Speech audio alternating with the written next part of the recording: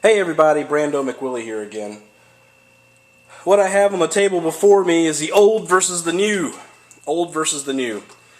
The big black gun right there, manufactured, around the circa 1851. That's an 1851 Colt replica, made by Birdie. And the stainless gun right there is a newer Ruger SP101. Okay, the SP101, of course, comes in a couple of different chamberings, but that one's the 357 Magnum. So it shoots 357 Magnum and 38 Special. The 1851 Colt shoots a 36 caliber. Okay, so if you hear some people talk about that, they talk about that being the 38 Special of its day. Okay, so everybody, all the police and the FBI used to carry the Model 10. They switched to the 357 Smith & Wesson. So you kind of, that's kind of how things have progressed over the past 150 years. Excuse me. I wanted to talk to you about this one today, but kind of want to show you some old versus new, and kind of look at some good, cost-conscious, good value gun for the money. Okay. Now, I'm not sure if any of you guys have actually shopped around for revolvers these days, especially full-size revolvers. Smith & Wesson revolvers are just outrageously priced. You can buy a revolver from Smith & Wesson, say, like I think it's their 686. They start around $600-700, and they go up to like $1,500 depending on what model, or if it's the Performance Center, you get an old classic one.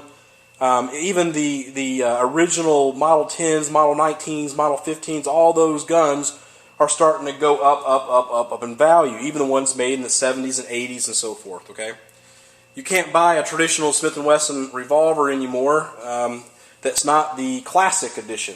Okay, that I know of. Okay, and you can go to their website, take a look. I may be wrong about that, but the new stuff, is their airweights, the bodyguards. Those type of things. Okay, that's what things have kind of moved into. Almost a polymer frame revolver. I mean, I'm not sure what those bodyguards are actually made of, but it's not steel. It's not like it was. Okay.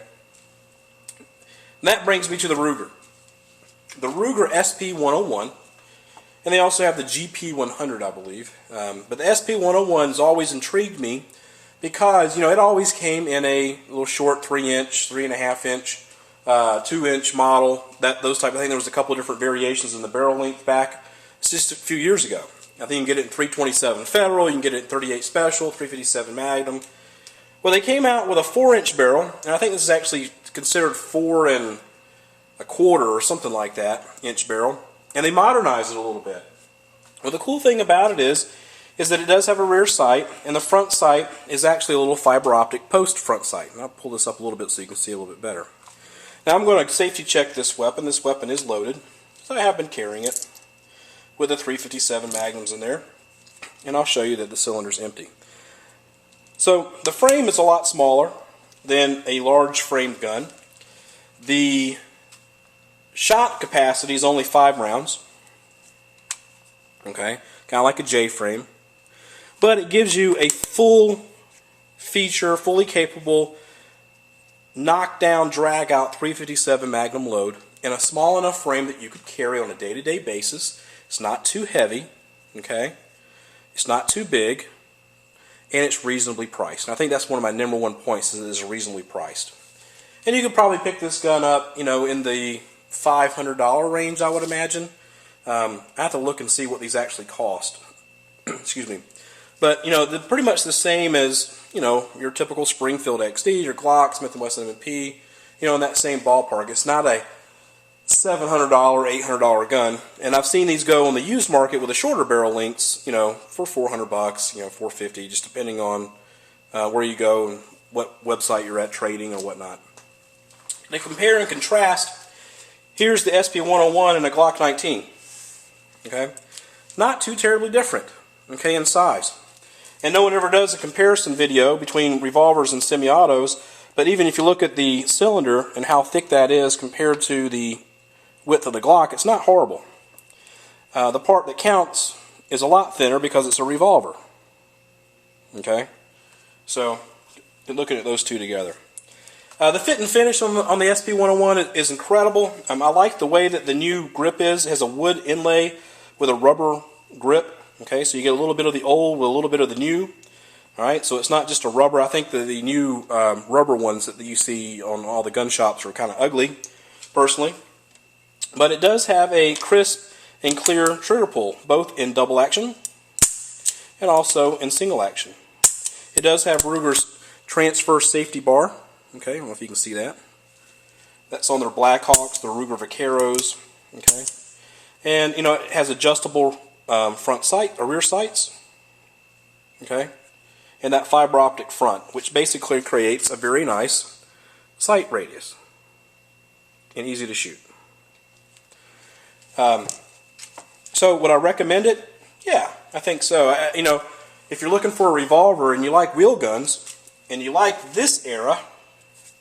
Okay, I think this is a pretty good choice, and I think that you would enjoy it very much. You know, I like revolvers. I like semi-autos too, but revolvers do have a special place for me, and I like carrying revolvers, and simply because no one carries revolvers anymore unless it's a J-frame or something like that.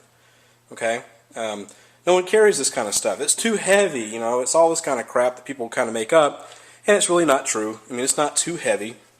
It's actually very light, and if I weigh both of these compared to my Glock 19, you know, really, and I don't have a scale, but just picking them up side by side, you know, they're about the same weight.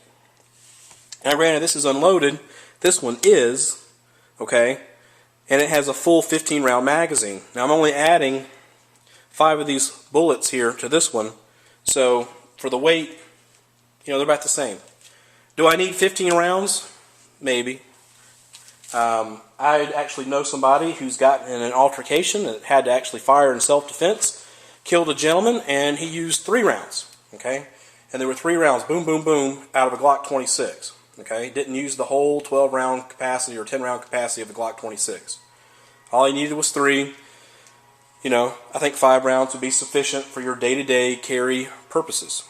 So, awesome firearm. I think it's beautiful, you know. Just the finish on it is incredible. I love the new grip. Highly recommend it.